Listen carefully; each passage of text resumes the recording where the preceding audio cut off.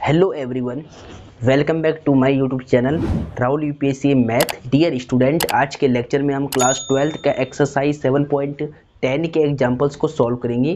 Previous lecture में हमने exercise 7.9 के क्वेश्चंस आपको समझाए थे। आज के लेक्चर में हम एग्जांपल सॉल्व करेंगे, 7.10 के बारे में थोड़ा सीखेंगे और देन उसके बाद एग्जाम्पल को सॉल्व कर देंगे।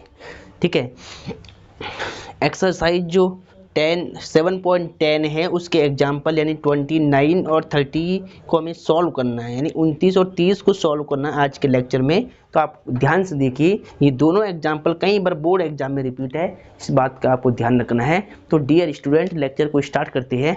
देखिए ध्यान से, प्रीवियस लेक्चर में 7.9 मैंने संपूर्ण रूप से आपको समझा ली है। आज के लेक्चर में हम एक्सरसाइज 7.10 के एग्जाम्पल आपको समझाएंगे। ठीक है, तो चलो स्टार्ट करते हैं फिर। देखिए, तो डियर स्टूडेंट आप ध्यान से देखिए, एक्सरसाइज 7.10 को करने से पहले इसमें एक बेसिक हेडिंग है, वो आपको जानना जरूरी है। पहले उसको लिख लेते हैं। प्रतिस्थापन द्वारा निश्चित समाकलनों का मान ज्ञात करना। तो लिख ले पहले आप, हेडिंग नंबर 7.9 है ये कि प्रतिस्थापन द्वारा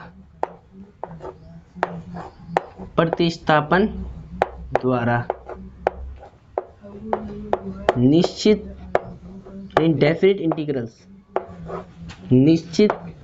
समाकलनों के मान ज्ञात करना।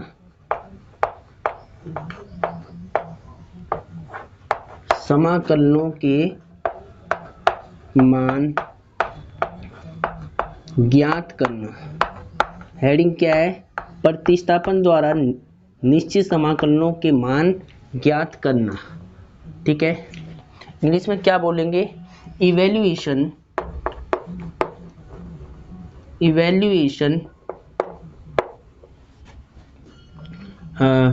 Of definite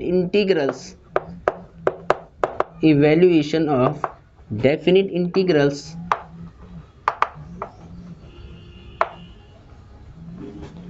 by substitution method।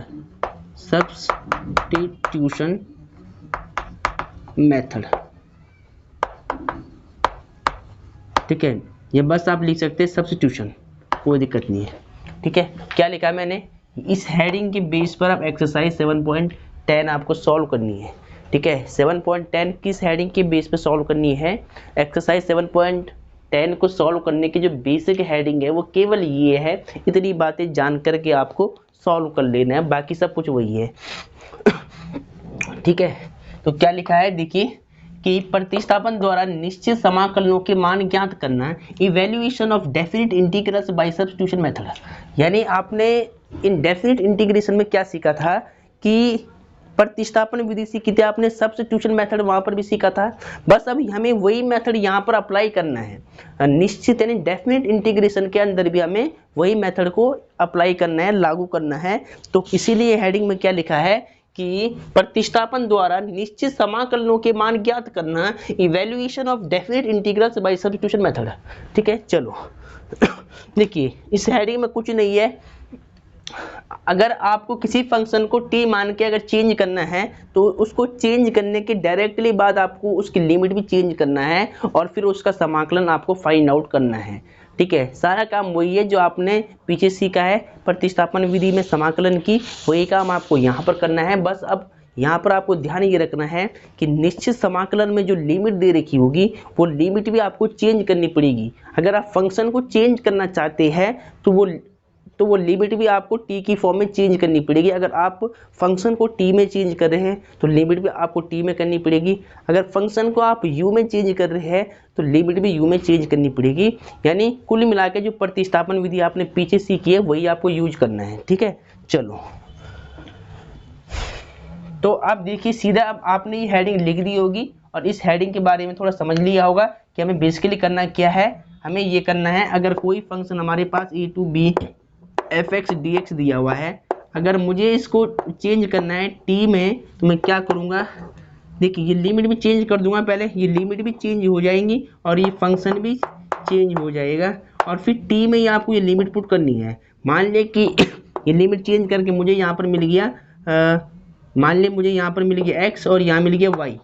इस लिमिट को मैंने चेंज किया तो x और y मिल गया। अब आपको यहाँ पे इसको पुट करना है। तो आपको ऐसे ध्यान रखना है कि प्रतिस्थापन द्वारा निश्चित समाकलन में जैसे ही आपने फंक्शन चेंज किया तो आपको ये लिमिट भी चेंज करनी पड़ेगी पहले, ठीक है। तो चलो अब देखिए, अब एग्जाम्पल सॉल्व करते हैं। पहले जो एग्जाम्पल है उनको सॉल्व करते हैं। एग्जाम्पल 29 और 30 है, यानी 29 और 30 एग्जाम्पल ये मोस्ट इंपॉर्टेंट है।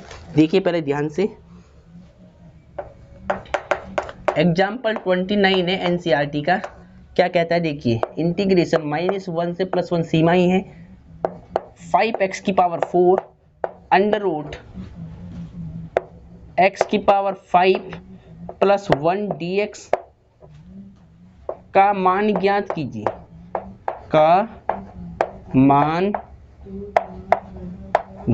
कीजिए, ठीक है। आपको इंटीग्रेशन फाइंड आउट करना है, ठीक है। इस फलन का आपको मान निकालना है, इस फंक्शन का आपको इंटीग्रेशन फाइंड आउट करना है। तो देखिए कैसे करेंगे, क्वेश्चन इंपॉर्टेंट है। सबसे पहले आपको इसको लेट कर लेना है, ठीक है। चलो देखिए ध्यान से, सबसे पहले सॉल्यूशन लिख करके लेट माना, हिंदी में क्या लिखोगे, हल लिखोगे, ठीक है। हिंदी में सॉल्यूशन को क्या लिखना है, हल लिखना है। इसके बाद लेट माना, इस फंक्शन को i मान लिया, इसका नाम i रख दिया, i फॉर इंटीग्रेशन। -1 से +1 इसकी लिमिट है, 5x⁴ root of x⁵ +1 dx, इसका इंटीग्रेशन आपको निकालना है। देखिए अब देखिए, सबसे पहले प्रतिस्थापन विधि के द्वारा आपको निकालना है। तो देखिए क्या करेंगे, x⁵ +1 को यदि मैं t मान लेता हूं तो x⁵ का जो डेरिवेटिव होगा, अवकलन होगा, 5x⁴ हो जाएगा। 5x⁴ dx dt में चला जाएगा। इसका मतलब क्या है, इट मीन्स डेट हमें x⁵ +1 को t लेट करना पड़ेगा। देखिए अगर इसको t मानने से इसका अवकलन हमें मिल रहा है अपने फंक्शन में 5x⁴ dx मिल रहा है, तो यानी इसको t मानने से ये फंक्शन dt में चेंज हो जाएगा। देखिए 5x⁴ dx की वैल्यू dt रख देंगे बाद में। तो यानी हम क्या करेंगे, देखिए सबसे पहले लेट माना, देखिए x² + 5 x⁵ है, ठीक है, स्क्वायर नहीं है, x⁵ +1 जो रूट के अंदर लिखा है x⁵ +1, इसको t लेट कर ले पहले। अब आपने इसको t माना तो इसका आपको अवकलन करना पड़ेगा। तो differentiation with respect to x, क्योंकि x का फलन है तो x के सापेक्ष x के रेस्पेक्ट में आपको डेरिवेटिव फाइंड करना है। तो differentiation with respect to x, Hindi में क्या बोलते हैं, x के सापेक्ष अवकलन करने पर, ठीक है। तो x के सापेक्ष x⁵ को क्या होगा, 5 इंटू में x⁴, डेरिवेटिव में जो पावर होती है वो डिक्रीज होती है, यानी घटती है पावर, एक पावर कम होती है। तो 5 इंटू x⁴ और कांस्टेंट का 0 हो जाएगा, 5x⁴ कांस्टेंट का 0 हो जाएगा, t का x के सापेक्ष dt अपॉन में dx हो जाएगा, क्रॉस मल्टीप्लाई कर ले तो 5x⁴ dx is equal to dt, ठीक है। अब फंक्शन तो आपने चेंज कर लिया, बट आपको लिमिट भी चेंज करनी पड़ेगी। तो व्हेन, ठीक है, लिमिट चेंज करने के लिए आपको क्या करना है, व्हेन यानी जब x, देखिए ये लिमिट है x की, तो x इक्वल टू -1 पर t की वैल्यू कितनी होगी, यानी t की लिमिट कितनी आएगी। देखिए t आपने किसको माना है, देन t इक्वल टू आपके पास x⁵ +1 है, तो x के स्थान पे -1 पुट कर ले, -1⁵ +1। अगर पावर अगर ऑड है, ठीक है, माइनस की नंबर की अगर पावर ऑड होती तो आंसर माइनस में आता है, -1, और 1 की पावर जो भी होती 1 ही आता है। तो -1 + 1 यानी t इक्वल टू 0 हो जाएगी। अगर माइनस की संख्या की घात अगर विषम संख्या होती है तो आंसर हमेशा माइनस में ही आता है, और 1 की पावर चाहे जो भी होती है 1 ही आता है, ठीक है, तो ध्यान रखना। तो 0 हो गया। इसके बाद देखिए फिर लिखना आपको, देखिए व्हेन थोड़ी जगह नहीं है मेरे पास, इसलिए मैं इधर लिख रहा हूँ। व्हेन जब x इक्वल टू 1 हो जाएगा, 1 हो जाएगा तो therefore then t equal to, देखिए t आपने किसको माना था, x की पावर 5 प्लस 1, तो यहाँ पे x के स्थान पे 1 रख दिया, ऊपर पावर 5 है प्लस में 1, ठीक है। 1 की घात जो भी हो जाए 1 ही आएगा, प्लस 1 यानी t इक्वल टू 2।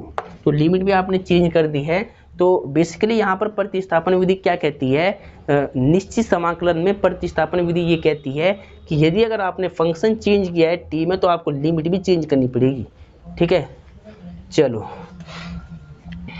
अब देखिए, अब थोड़ा इसको मैं रफ कर लेता हूँ पहले, ठीक है। देखिए i इज इक्वल टू, ठीक है, आपको ये हेडिंग इसके नीचे लिखनी है, फिर आपको इस फंक्शन को लिख करके यहाँ पे वैल्यू पुट करनी। देखिए -1 पर x की लिमिट, -1 पर t की लिमिट कितनी, 0, तो यानी यहाँ 0 आएगी lower limit. x equal to 1 पर t इक्वल टू 2 यानी अपर लिमिट 2 बन जाएगी, ठीक है। देखिए 5x की पावर 4 और dx, इसको साथ में लिख ले कि 5x की पावर 4 dx की वैल्यू क्या है, dt है। और रूट के अंदर देखिए पहले रूट आपको सेम लगाना है, x की पावर 5 प्लस 1, इसको t माना है तो यहाँ पे आप t रख ले, और 5x की पावर 4 और dx की वैल्यू, जब अगर इसको मैं साथ में लिखूंगा तो इसकी वैल्यू क्या है, dt है, तो यहाँ dt रख दिया है, ठीक है। चलो अब सारी लिमिट हमने पुट कर दी, अब इसकी जरूरत नहीं है, ठीक है। चलो अब देखिए, आप ध्यान से आपने लिख लिया हुआ सारी बातें। तो i इज इक्वल टू, देखिए अगर आपको सीधा याद है इंटीग्रेशन तो कोई दिक्कत नहीं है। देखिए आपको मालूम है कि रूट t का जो इंटीग्रेशन होता है वो क्या होता है, 2 रूट t होता है। अगर नहीं मालूम है तो फिर आपको यहाँ पर क्या करना पड़ेगा, ये फॉर्मूला यूज करना पड़ेगा पावर का। देखिए 0 to 2 t से रूट का मतलब क्या होता है, 1/2 पावर dt। अब अगर आपको याद होगा कि x की पावर n का फॉर्मूला क्या होता है इंटीग्रेशन का, x की power n plus 1, n plus 1 plus में c कांस्टेंट, तो ये वाला फॉर्मूला आप यहाँ पर अप्लाई कर ले। फिर तो i इक्वल टू, अगर याद है आपको फॉर्मूला कि रूट t का इंटीग्रेशन क्या होता है, 2 रूट t होता है, तो कोई दिक्कत नहीं है, सीधा आप वहाँ पर लगा ले। नहीं याद है तो फिर आपको ऐसे सॉल्व करना पड़ेगा। तो t की पावर प्लस 1/2 प्लस 1/2 प्लस 1, ठीक है। n प्लस 1/n प्लस 1 होता है फॉर्मूला, और लिमिट आप पुट कर ले, यानी लिमिट रख ले पहले 0 से लेकर 2, ठीक है। चलो अब साइड में देखिए, t 2 1 जो 2 एक 3, तो यानी t की पावर 3/2 अपॉन, यहाँ पर भी क्या आएगा 3/2, जो नंबर पावर में आता है वही नंबर क्या आता है, हर में आता है, ठीक है। तो लिमिट क्या है 0 से 2, ठीक है। इसको थोड़ा सही लिख ले, देखिए 2/3 ऊपर आएगा पलट के तो 2/3 बन जाएगा, ठीक है।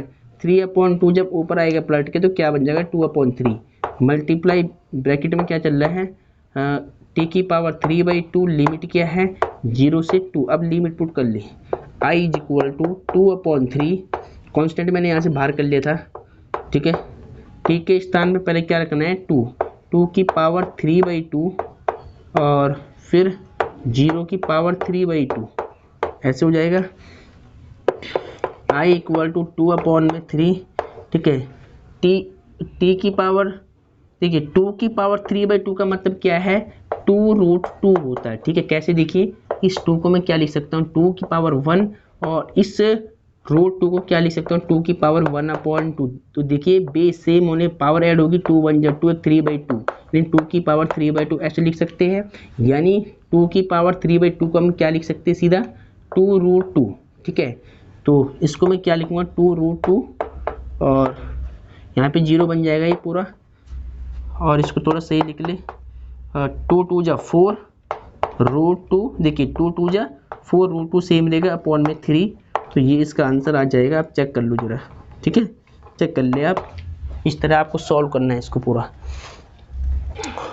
तो आंसर क्या आ रहा है 4 रूट 2/3, बिल्कुल राइट आंसर आ रहा है। तो आप इसको पहले नोट कर ले, इसी प्रकार से आपको सॉल्व करना है। आई होप आपको ये क्वेश्चन समझ में आ गया होगा, ठीक है। चलो अब इसके बाद आगे देखिएगा,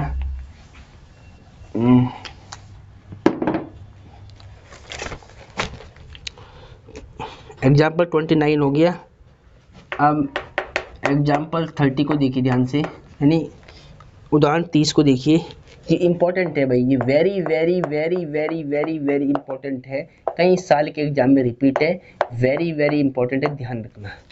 ठीक है, क्या कहता है कि 0 से 1 tan इनवर्स x अपॉन में 1 प्लस में x स्क्वायर और dx, इसका इंटीग्रेशन फाइंड आउट करना है। तो ठीक है, इसका समाकलन कैसे निकालेंगे देखिए ध्यान से, क्वेश्चन इंपॉर्टेंट है। सबसे पहले तो आपको सॉल्यूशन लिख लेना है। ठीक है, हिंदी वाले बच्चे हल लिख ले। इसके बाद लेट माना i इज इक्वल टू, इस फंक्शन को मान लिया मैंने i की इक्वल। ठीक है, तो देखिए इंटीग्रेशन 0 to 1 लिमिट है tan इनवर्स, देखिए इसको मैं कैसे लिख सकता हूँ थोड़ा सही रूप में, tan इनवर्स x को मैंने बाहर कर दिया मल्टीप्लाई में, और 1 मान के ऊपर 1 upon 1 plus x square dx को अलग लिख दिया मल्टीप्लाई में। ऐसे लिख सकते हैं क्योंकि इसका मल्टीप्लाई 1 से होगा, फिर क्या मिल जाएगा, tan inverse x dx upon 1 plus x square मिल जाएगा आपको सीधा यहाँ पर। अब देखिए, अब यदि अगर मैं, देखिए उस फलन को आपको t मानना है कि जिसका कि डेरिवेटिव हमारे फंक्शन में उपस्थित हो। ठीक है, बहुत से बच्चों को यहाँ पर दिक्कत होती है कि सर हमें t किसको मानना है, तो डियर स्टूडेंट आपको t उस फलन को मानना है कि जिसका कि अवकलन आपके फंक्शन में कहीं ना कहीं मिल रहा हो। ठीक है, अब देखिए जरा, यदि अगर मैं tan इनवर्स x को t मानता हूँ, ठीक है, tan इनवर्स x को यदि मैं t मानता हूँ तो इसका अवकलन डेरिवेटिव क्या होता है 1 अपॉन 1 प्लस एक्स स्क्वायर। तो यानी इसका अवकलन यहाँ पर दे रखा है तो इसको आपको t मानना पड़ेगा पहले। ठीक है, तो क्या करेंगे, लेट माना tan inverse x equal to t। अब जिसको t मानते हैं उसका अवकलन करते x के सापेक्ष, तो क्या लिखेंगे, differentiation with respect to x, x के सापेक्ष अवकलन करने पर। ठीक है, तो x के सापेक्ष tan इनवर्स x का क्या होगा, 1 अपॉन में 1 प्लस में एक्स स्क्वायर होता है। tan इनवर्स का x के सापेक्ष अवकलन क्या होगा, 1 अपॉन 1 प्लस एक्स स्क्वायर, और t का x के सापेक्ष dt अपॉन में dx हो जाएगा। dx की क्रॉस मल्टीप्लाई कर ले तो 1 upon 1 plus x square dx is equal to dt हो जाएगा। ठीक है, अब आपको लिमिट भी चेंज करनी है। देखिए तो व्हेन x इक्वल टू, देखिए ये लिमिट अभी x की है तो x इक्वल टू 0 पे, तो देन t बराबर कितना हुआ, देखिए t आपने किसको माना है, tan इनवर्स x को माना है। तो x के स्थान पे आपको क्या रखना पड़ेगा, पहले x के स्थान पे 0 रखना पड़ेगा। तो देखिए tan इनवर्स 0 की वैल्यू क्या होती है, 0। अभी मैंने आपको लिख के दिखाया है, अगर आपको नहीं पता तो देखिए ये जो वैल्यू होती है 0 tan में किसकी होती है, tan 0 की वैल्यू क्या होती है, 0 होती है। अब ये tan राइट में आएगा तो क्या बचेगा, tan इनवर्स बन जाएगा राइट में आकर। तो यानी tan इनवर्स 0 की वैल्यू कितनी होती है, 0। तो यहाँ क्या रख दिया, 0। ठीक है, चलो इसी प्रकार देखिए अपर लिमिट भी आपको चेंज करनी है। तो व्हेन x इक्वल टू 1 पर t इक्वल टू कितना होगा, देखिए t आपने किसको माना है, tan इनवर्स x को माना, तो tan इनवर्स x के स्थान पे आपको क्या रखना है, x के स्थान पे आपको 1 रखना पहले। तो ये 1 वैल्यू किसकी होती है, tan में π/4 की होती है। तो यहाँ क्या लिखेंगे, π/4। कैसे निकाला, देखिए आपको मालूम है कि tan 45 यानी π/4 की वैल्यू 1 होती है। अब ये 1, अब ये tan जब राइट में जाएगा तो इन्वर्स बन जाएगा, π/4 इक्वल टू tan इन्वर्स 1 बन जाएगा। tan को राइट में भेजेंगे तो क्या बन जाएगा, इन्वर्स बन जाएगा। तो यानी tan इन्वर्स 1 की वैल्यू क्या होती है, π/4 होती है। तो यानी π/4 आ गई t की वैल्यू यहाँ पे। ठीक है,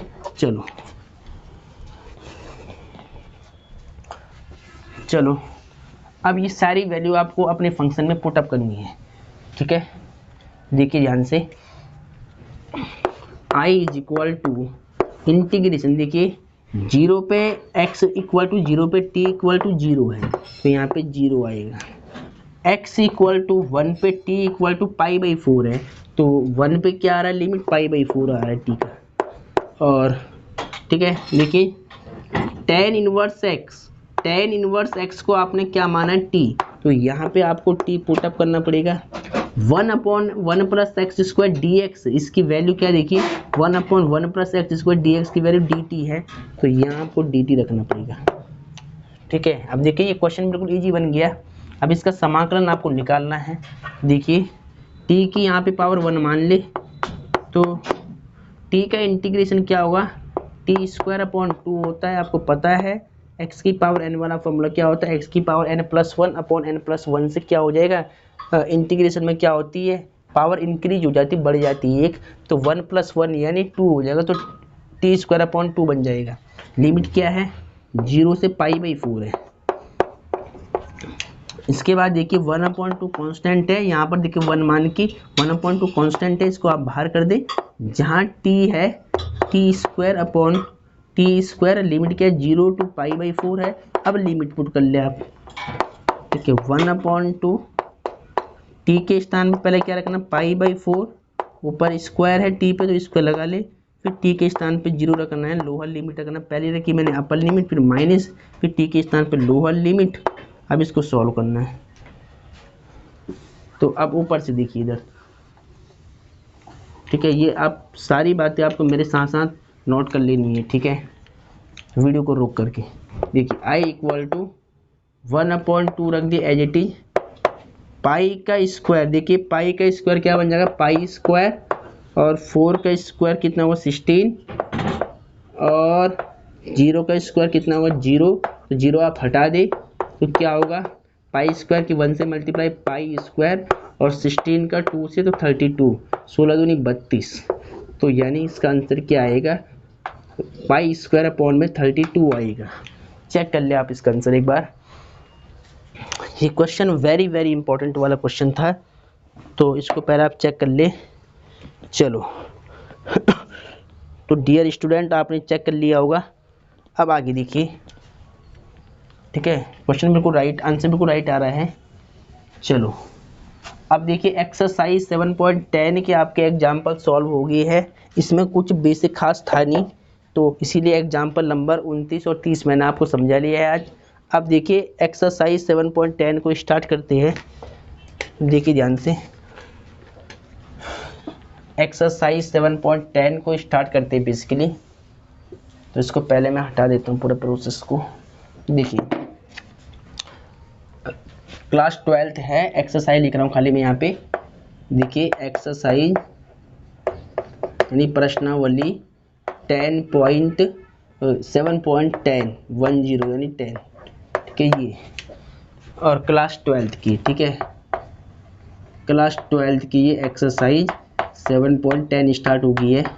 तो ध्यान से देखिएगा, इसका फर्स्ट क्वेश्चन आपको देखना पहले क्या कहता है कि प्रश्न संख्या 1 से 8 तक के प्रश्नों में समाकलनों का मान प्रतिस्थापन का उपयोग करते हुए ज्ञात कीजिए। प्रतिस्थापन का, निश्चित समाकलन में प्रतिस्थापन का यूज करते हुए आपको इनके इंटीग्रेशन फाइंड आउट करने हैं, समाकलन का मान बताना है, ठीक है। तो आप समझ गए होंगे क्वेश्चन को। देखिए लिमिट क्या है 0 से 1, x अपॉन में x² प्लस में 1 dx, इसका इंटीग्रेशन आपको निकालना है, ठीक है। तो इसका इंटीग्रेशन कैसे निकालेंगे, देखिए सबसे पहले आप यहाँ सॉल्यूशन लिख ले, ठीक है, हिंदी माध्यम वाले बच्चे हल लिख ले। इसके बाद लेट माना, इस फंक्शन का नाम रख दे i for integration. i equal to 0 से 1 लिमिट है x अपॉन में x² प्लस में 1 dx। देखिए अगर मैं x² प्लस 1 को t मानता हूँ तो x² का 2x और 2 जाएगा डिवाइड में x dx की वैल्यू क्या मिल जाएगी, dt मिल जाएगी। इसका मतलब इसका अवकलन ऊपर मिल रहा है, तो यानी मैं क्या करूँगा, देखिए सबसे पहले आप यहाँ लेट कर ले, लेट माना x² प्लस 1, जो वैल्यू डिनोमिनेटर में लिखी है इसको t मान लो, x² प्लस में 1 को t मान लिया। अब इसका अवकलन करना पड़ेगा x के सापेक्ष, तो differentiation with respect to x, ठीक है। तो देखिए x का यानी एक्स स्क्वायर का x के सापेक्ष डेरिवेटिव क्या होगा 2x, कांस्टेंट है 1, इसका 0 हो जाएगा। t का x के रेस्पेक्ट में dt अपॉन dx हो जाएगा। ठीक है, 0 का मतलब कुछ नहीं है, तो dx से क्रॉस मल्टीप्लाई कर ले, 2x dx is equal to dt हो जाएगा। हमें क्या चाहिए, x dx की वैल्यू चाहिए, तो x dx को हमने लेफ्ट में छोड़ दिया, मल्टीप्लाई कर टू डिवाइड में आएगा तो 1/2 dt ऐसे बन जाएगा। ठीक है, अब आपको लिमिट भी जस्ट चेंज करनी है। आपने इस वेरिएबल को चेंज कर दिया है तो आपको लिमिट भी चेंज करनी है। तो देखिए व्हेन, देखिए x इक्वल टू 0 पे देन t इक्वल टू कितना होगा, t की लिमिट कितने आएगी, देखिए t की वैल्यू क्या थी, एक्स स्क्वायर प्लस 1 थी, तो यहाँ पे आपको x के स्थान पे 0 रखना, 0 का स्क्वायर प्लस में 1 यानी कितना आएगा, 1 आएगा सीधा, 0 का स्क्वायर 0 होगा, 0 प्लस 1 1। उसके बाद व्हेन x इक्वल टू 1 पे t इक्वल टू कितना होगा, एक्स स्क्वायर प्लस में 1, तो जहाँ x है वहाँ 1 रख दे, 1 का स्क्वायर प्लस में 1, 1 का स्क्वायर 1 प्लस 1 यानी t इक्वल टू 2 हो जाएगा। ठीक है, चलो अब ये सारी वैल्यू आपको अपने फंक्शन में, अपने क्वेश्चन में पुटअप करनी है। देखिए x इक्वल टू 0 पे लिमिट t की वैल्यू कितनी 1, तो यहाँ 1 रख देना है। x इक्वल टू 1 पे t इक्वल टू 2, तो 1 पे क्या मिला, 2 मिला है, तो 2 रख दिया है। x dx, देखिए x dx की वैल्यू क्या, हाफ dt है, तो ऊपर क्या आएगा 1/2 dt रख दिया। ठीक है, एक्स स्क्वायर प्लस 1 इसको t माना है, तो यहाँ पर आप t रख दे। ठीक है, i इक्वल टू 1/2 कॉन्स्टेंट है, इसको बाहर कर दे, इंटीग्रेशन 1 से 2, ऊपर dt बच जाएगा, अपॉन में t बच जाएगा ऐसे। ठीक है, अब इसका इंटीग्रेशन आप जानते हैं, यहाँ 1 मान ले, 1/t का क्या होता है log t, तो यहाँ लिख ले log mod t और लिमिट पुट कर ले, 1 से 2 आपको लिमिट रखनी पहले। उसके बाद i इक्वल टू 1/2, पहले अपर लिमिट पुट कर लो t के स्थान पे 2, और ये 2 क्या आ रहा है, देखिए पॉजिटिव आ रहा है, तो यहाँ पे मॉड को आप हटा सकते हैं, तो पहले t के स्थान पे 2 रख दिया, फिर log, फिर t के स्थान पे लोअर लिमिट 1। ठीक है, अब चाहे तो आप यहाँ पर क्या कर लो, log a minus log b का फॉर्मूला यूज कर लो, और चाहे तो log 1 की वैल्यू 0 पुट कर लो, कुछ भी कर लो, आंसर सेम आएगा। तो आगे देखिए, पहले तो मैं क्या करता हूँ, 1/2 मैं एक काम कर देता हूँ कि log 1 की कीमत कितनी होती है, 0 होती है। ठीक है, log 1 की वैल्यू कितनी होती है, 0 होती है। अगर नहीं पता है आपको तो लिख लेना, ये आपको बहुत काम देगा आगे, यानी ये बहुत यूज में आएगा बड़ी क्लासों में, कि log 1 की वैल्यू कितनी होती है, 0 होती है। log वाली सारणी आपने केमिस्ट्री में पढ़ी होगी, केमिस्ट्री में इसको दे के रखते हैं पीछे। ठीक है, तो वहाँ आप देख सकते हैं log 1 की वैल्यू 0 होती है। अब थोड़ा इसको सही से लिख ले आप, देखिए i इज इक्वल टू 1/2 से log 2, तो ये आपका आंसर आ चुका है, आप चेक कर सकते हैं। ठीक है, एक बार चेक कर लेते हैं, क्योंकि ये क्वेश्चन इंपॉर्टेंट है, एक नंबर में क्वेश्चन भी कई बार पूछ रखा है। तो एक्सरसाइज 7.10 का ये फर्स्ट ही क्वेश्चन है। ठीक है, तो 7.10 का क्या, 1/2 log 2 बिल्कुल राइट आंसर है। तो इस प्रकार से आपको इसको लिख लेना है। तो डियर स्टूडेंट, आई होप आपको ये क्वेश्चन समझ में आ गया होगा। चलो अब आगे देखिए,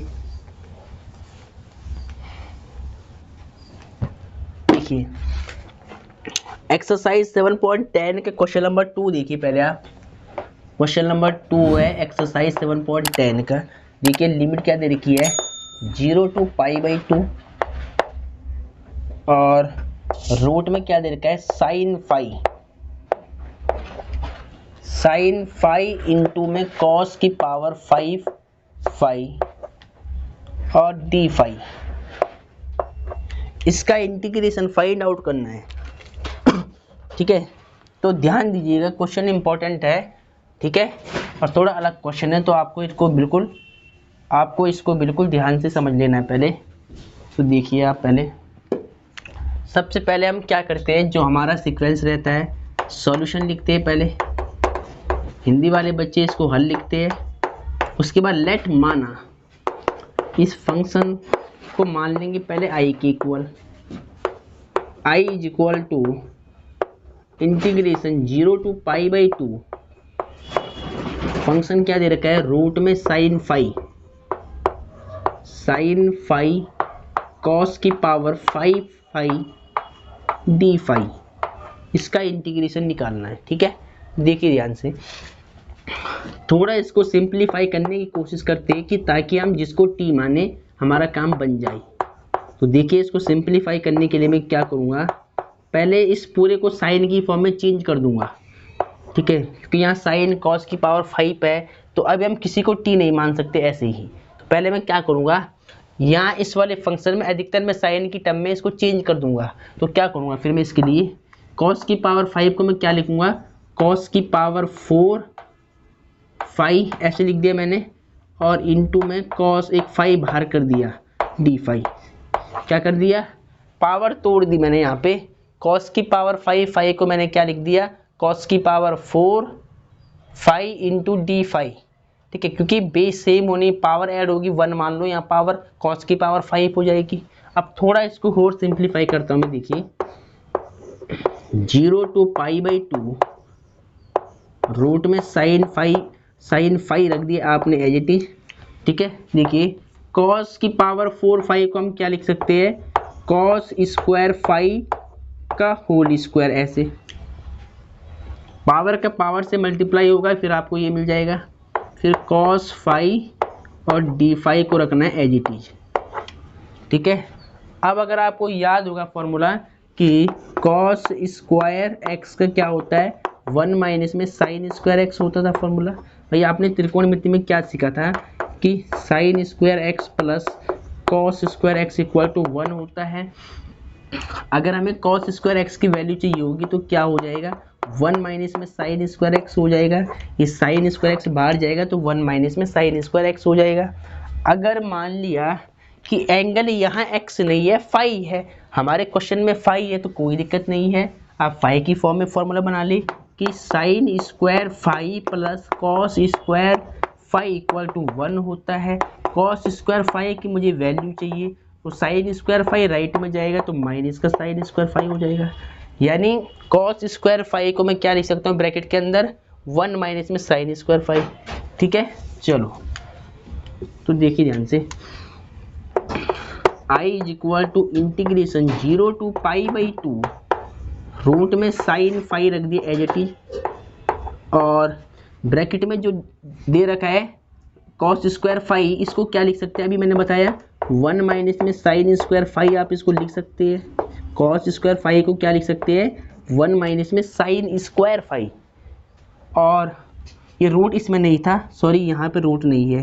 ठीक है, देखिए रूट केवल साइन फाई में है, तो यहाँ आपको रूट नहीं लगाना है। ठीक है, तो इसको मैं दोबारा लिख लेता हूँ पहले, देखिए कॉस स्क्वायर फाई को हम क्या लिख सकते हैं, 1 माइनस में साइन स्क्वायर फाई। ठीक है, और कॉस फाई डी फाई को रखना आपको एज इट इज।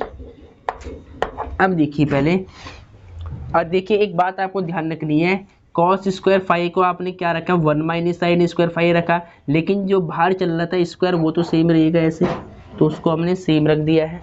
ठीक है, अब देखिए अगर मैं साइन फाई को टी मान लेता हूँ तो साइन फाई का डेरिवेटिव क्या होता है, कॉस फाई डी फाई, यहाँ पर मिल जाएगा। देखिए साइन फाई का डेरिवेटिव होता है कॉस फाई, वो हमें यहाँ साफ दिख रहा है, तो यहाँ साइन फाई, यहाँ साइन फाई, यहाँ भी टी रख देंगे, यहाँ भी टी रख देंगे, और यहाँ पे डी टी रख देंगे, तो यानी ये पूरा फंक्शन टी में चेंज हो जाएगा।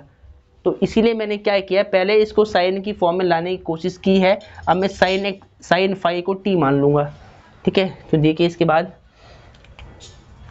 ये ऊपर वाले स्टेप आपने नोट कर लिए होंगे। ठीक है, अब आगे देखिए, इसके बाद ध्यान से, इसके बाद बेसिकली हमें क्या करना है, ध्यान दीजिएगा, लेट माना मैं क्या करूँगा, साइन फाई को मान लूँगा T, sine phi equal to T, जिसको टी मानते हैं उसका डेरिवेटिव फाइंड करते हैं। तो differentiation with respect to X, यानी टू फाई, फंक्शन फाई का है तो फाई के सापेक्ष आपको अवकलन निकालना पड़ेगा, तो differentiation with respect to phi. ठीक है, तो देखिए फाई के सापेक्ष साइन फाई का अवकलन क्या होगा, कॉस फाई हो जाएगा। और टी का फाई के सापेक्ष D T upon D phi ऐसे हो जाएगा, क्रॉस मल्टीप्लाई कर ले, cos phi D phi is equal to D T हो जाएगा। ठीक है, चलो अब आपको लिमिट भी चेंज करनी है। ठीक है, तो ये लिमिट अभी किसकी चल रही, फाई की चल रही है, आपने इसको टी माना है तो टी की लिमिट आपको निकालनी पड़ेगी। तो आपको क्या लिखना है, व्हेन, जब, हिंदी में देखिए यहाँ जब लिख सकते हैं आप, जब फाई बराबर कितना होगा, देखिए फाई का फंक्शन था तो यानी फाई की लिमिट है फाई इक्वल टू 0 पे फाई। ठीक है, आपने टी किसको माना, टी माना आपने साइन फाई को, तो यहाँ पर फाई की वैल्यू आप क्या रख दे, यहाँ पे फाई की वैल्यू 0 रख दे, साइन क्या आएगी, तो यानी साइन 0 का मान कितना होता है, 0 होता है। ठीक है, इसका आपको ध्यान रखना है। इसके बाद देखिए आगे, उसके बाद व्हेन अगेन पुनः, जब फाई बराबर कितना है, थोड़ा नीचे लिख लिया इसको, phi equal to pi by 2 है लिमिट, फाई की वैल्यू कितनी, पाई बाई 2, तो देन टी, देखिए आपने साइन फाई को क्या माना, टी, तो T equal to sine phi था, तो जहाँ पे फाई है वहाँ रख दे पाई बाई 2।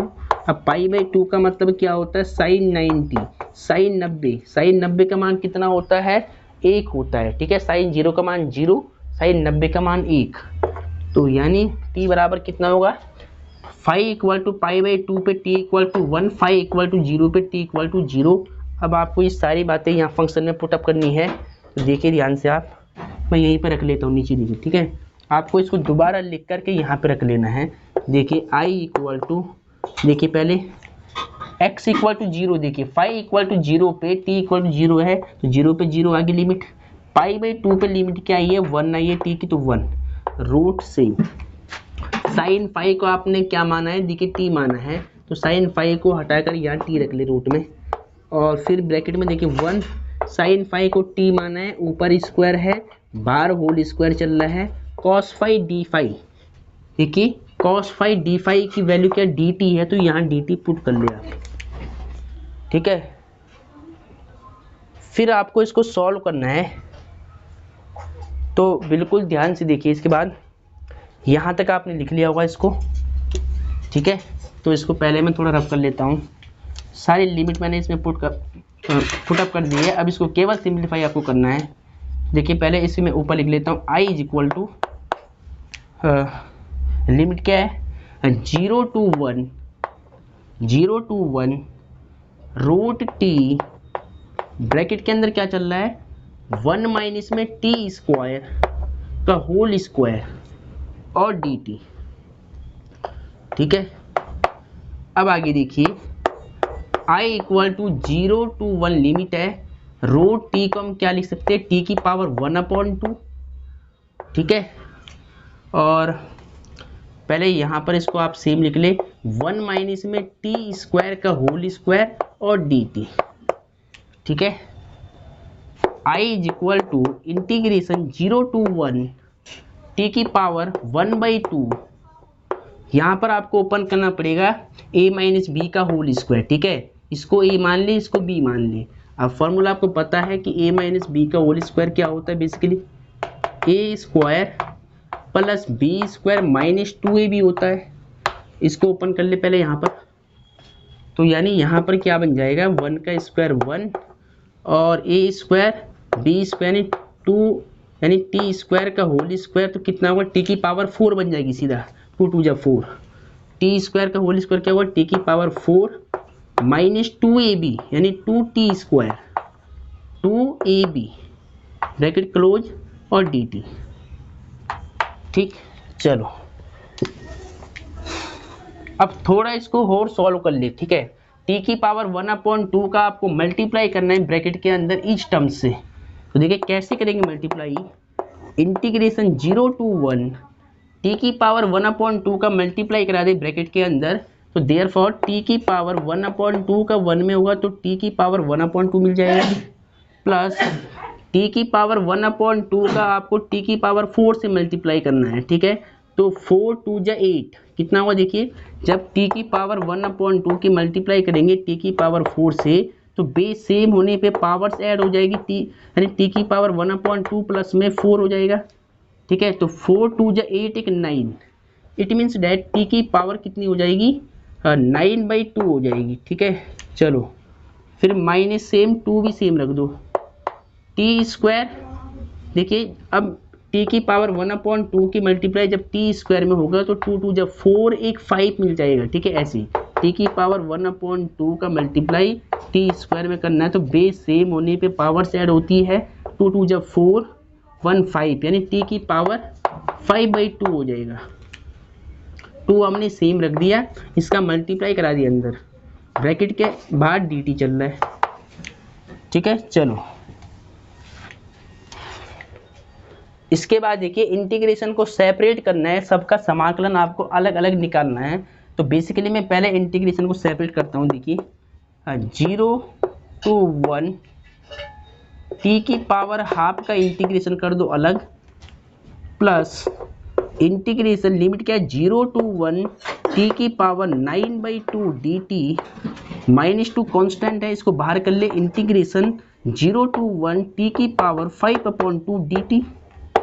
ठीक, अब इसको इंटीग्रेट करना है। ठीक है, तो देखिए यहाँ पर पावर का जो मतलब फॉर्मूला आपने पढ़ा है, देखिए मैं यहाँ लिख लेता हूँ पहले, x की पावर n dx का इंटीग्रेशन आपको पता है, x की पावर n + 1 में n + 1 प्लस में c कांस्टेंट, तो यही वाला फॉर्मूला हमें सभी में यूज करना है। ठीक है, तो यानी क्या बन जाएगा, t की पावर हाफ का इंटीग्रेशन क्या हो जाएगा, t की पावर 1/2 प्लस में 1/1/2 प्लस में 1, लिमिट क्या है 0 to 1। ठीक, t की पावर जो 9/2 है इसका इंटीग्रेशन क्या हो जाएगा, t की पावर 9/2 प्लस में 1/9 + 2 9/2 प्लस में 1, पावर इंक्रीज हो जाएगी, और लिमिट क्या है 0 to 1, -2 कांस्टेंट है, इसको सेम रख दे। t की पावर 5/2 का इंटीग्रेशन क्या हो जाएगा, t की पावर 5/2 प्लस में 1/5/2 प्लस में 1, और लिमिट आप लगा लें यहाँ पर 0 to 1। ठीक है, अब इसको सिंप्लीफाई करना है थोड़ा, और देन इसके बाद आपका आंसर आ जाएगा। बिल्कुल इंपॉर्टेंट क्वेश्चन है, इसको बिल्कुल ध्यान से करना है। तो देखते हैं, थोड़ा ऊपर पहले इसको रख कर लेते हैं, ऊपर से थोड़ा ध्यान से देखिएगा। i = t की पावर, देखिए यहाँ पर 1 मान ले, इसको सॉल्व करना है फ्रैक्शन को, तो t की पावर देखिए 2 1 जा 2 एक 3, t की पावर 3/2 अपॉन में भी क्या आएगा 3/2 आएगा। इसकी लिमिट क्या चल रही थी, लिमिट है 0 से लेकर 1, प्लस सिमिलरली आपको यहाँ पर सॉल्व करना है, यहाँ पर 1 मान ले, फ्रैक्शन को सॉल्व कर ले, 2 1 जा 2 9 1 जा 9, 9 में 2 ऐड करना है तो कितना हो जाएगा 11 हो जाएगा, t की पावर 11 अपॉन में 11/2 हो जाएगा, 11/2 अपॉन में भी क्या आएगा 11/2 हो जाएगा। लिमिट क्या चल रही है 0 to 1। ठीक, -2 रख दी एज इट इज, और यहाँ पर 1 मान ले, 2 1 जा 2 5 2 7, यानी t की पावर 7/2 अपॉन 7/2, लिमिट रख दे यहाँ पर, लिमिट क्या है इसकी 0 to 1 लिमिट है, इसको पुट कर ले यहाँ पे। ठीक है, अब देन इसके बाद आपको सिंप्लीफाई करना है, तो थोड़ा ध्यान से सिंप्लीफाई करना है क्योंकि कंडीशन थोड़ी कॉम्प्लिकेट है। देखिए ध्यान से, 3/2 कांस्टेंट है, ये पलट के बाहर आएगा तो 2/3 बन जाएगा, और लिमिट आपको रखनी है t की पावर 3/2 की, आपको लिमिट पुटअप करनी है 0 to 1 इसकी लिमिट होगी, प्लस सिमिलरली यहाँ पर 2 देखिए 11/2 पलट के ऊपर आएगा, यानी कांस्टेंट है बाहर आएगा, तो 2/11 लिमिट किसकी पुट करनी है t की पावर 11/2। ठीक है, 0 to 1 लिमिट है, माइनस में 2/7 पलट के ऊपर आएगा, तो 2/7 लिमिट रखनी है t की पावर 7/2, लिमिट 0 to 1। ठीक है, अब थोड़ा सिंप्लीफाई कर ले इसको। देखिए 2/3 रख दिया आपने एज इट इज, t के प्लेस पे पहले 1 रख दे, 1 की पावर 3/2 माइनस में t के प्लेस पे 0 की पावर 3/2। ठीक, प्लस 2/11 टी के प्लेस पे पहले 1 पुटअप कर ले, तो 1 की पावर 11/2 माइनस लगा के पहले क्या रखा है मैंने, upper limit minus lower limit, तो टी के प्लेस पे 0 रख ले, तो 0 की पावर 11/2 माइनस 2 2 जा 4 हो जाएगा अपॉन में 7। टी के प्लेस पे पहले 1 पुटअप कर ले, तो 1 की पावर 7/2 माइनस में 0, ठीक है, टी के स्थान पे 0 पुट कर ले, तो 0 की पावर 7/2। ठीक, अब इसको थोड़ा सिंप्लीफाई कर ले, तो देयरफॉर 2/3 पहले आप सेम लिख ले, 2/3, 1 की चाहे जो भी हो पावर 1 ही आता है आंसर, तो यहाँ पर 1, और 0 की जो भी पावर हो 0 आएगा, तो यहाँ पर भी 0 हो गया, 2/11। ठीक है, 1 की पावर 11/2 यानी 1 ही आएगा, 1 की पावर चाहे जो भी हो 1 ही आंसर आता है हमेशा, 0 की पावर भी जो भी है तो 0 ही आएगा, माइनस में 4/7 सेम रख लो, 1 की पावर 7/2 यानी 1, और 0 की पावर 7/2 यानी 0। ठीक है, तो अब थोड़ा इसको सिंप्लीफाई करते हैं, तो i = 2/3। ठीक है, यहाँ पर 1 बच जाएगा, 1 की मल्टीप्लाई 2/3 से होगी, तो क्या आएगा, 2/3 आएगा। सिमिलरली यहाँ पर 2/11 बच जाएगा, 1 से मल्टीप्लाई, तो 2/11 हो जाएगा। माइनस में यहाँ पर देखिए, माइनस में क्या आएगा, 4 बन जाए 4/7 यानी 4/7 आपको मिल जाएगा। ठीक है, अब इसका एलसीएम लेना है, फ्रैक्शन बन गई, सिंपल वाली फ्रैक्शन बन गई है, इसको सॉल्व आउट करना है। तो देखिए एलसीएम कितना आएगा, एलसीएम लेते हैं, 11 7 77 की 3 से मल्टीप्लाई होगी यानी 231 हो जाएगा। ठीक है, एलसीएम कितना आएगा, 231 आएगा। फिर जो नंबर नीचे होता है इसका आपको डिवाइड करना है, तो आपको मैं ट्रिक समझा रहा हूँ, इस नंबर को छोड़कर इसका मल्टीप्लाई कर ले, 11 7 77 की मल्टीप्लाई 2 से कर ले तो कितना आएगा, 77 की मल्टीप्लाई आप 2 से कर ले, तो 2 7 जा 14, 2 7 जा 14 का 4 1 कैरी, 2 7 जा 14 है 15 यानी 154 आएगा। ठीक है, एलसीएम लेकर आप देख लेना प्लस में, फिर यहाँ पे 2 था, फिर अब मैं इसको ले रहा हूँ तो इसका मल्टीप्लाई यहाँ करना है, 7 की 21, 21 दूनी 42, प्लस का 42 हो जाएगा, और माइनस में देखिए फिर इसका मल्टीप्लाई आपको यहाँ करना है। ठीक है, इसका मल्टीप्लाई यहाँ करना है, 11 3 या 33 की मल्टीप्लाई 4 से करनी है, 33 का गुणा 4 से करो, 4 3 12 का 2 हाथ से ले, 4 3 12 1 132 आएगा, माइनस का 132। आप इसको सिंपल रूप से सॉल्व कर लेना जैसे आपको आता है, जैसे आपने फ्रैक्शन सॉल्व करनी सीखी है आप इसको वैसे सॉल्व कर लेना। मैं इसको डायरेक्ट सॉल्व कर रहा हूँ, ठीक है, कि मुझे रूल्स मालूम है, तरीके मालूम है एलसीएम लेने के, इसीलिए मैं इसको डायरेक्टली कर रहा हूँ। ठीक है, आपको जैसे इसको सॉल्व करना आता है आपको वैसे इसको सॉल्व करना है। तो देखिए अब इसको हम थोड़ा ऐड करते माइनस करते हैं, आप इनका एलसीएम लेकर के इसको सेम रखे, इसका भाग देकर जो आएगा ऊपर मल्टीप्लाई कर ले, आंसर बिल्कुल सेम आएगा। आगे देखिए i = देखिए पहले इसको ऐड कर लिया आप, 4 और 2 कितना होगा 6, और फिर 5 और 4 9, और 1 को रख दो एज इट इज, माइनस करना 132 अपॉन में 231, तो कितना आएगा देखिए, 6 में से 2 जाएगा 4 और 9 में से 3 जाएगा तो 6, 1 में से 1 0 यानी 64 अपॉन में 31 यानी 231 आएगा, 64/231 आंसर आएगा। आप चेक कर सकते हैं इसको एक बार। तो ये मोस्ट इंपॉर्टेंट क्वेश्चन भी आपका सॉल्व हो चुका है। इन सभी क्वेश्चन को आपको लिख लिख करके रिपीट करना है, तभी आपको समझ में आएगा। ठीक है, तो एक बार इसका आंसर चेक कर लेते हैं। एक्सरसाइज 7.10 के क्वेश्चन नंबर 2 है और ये क्वेश्चन मोस्ट इंपॉर्टेंट था। तो डियर स्टूडेंट इसको पहले आप लिख ले। एक्सरसाइज 7.10 का क्वेश्चन नंबर है ये, हाँ सेकंड है, 64 अपॉन में 231, बिल्कुल राइट आंसर आ रहा है। इसी प्रकार से आपको इसको सॉल्व करना है।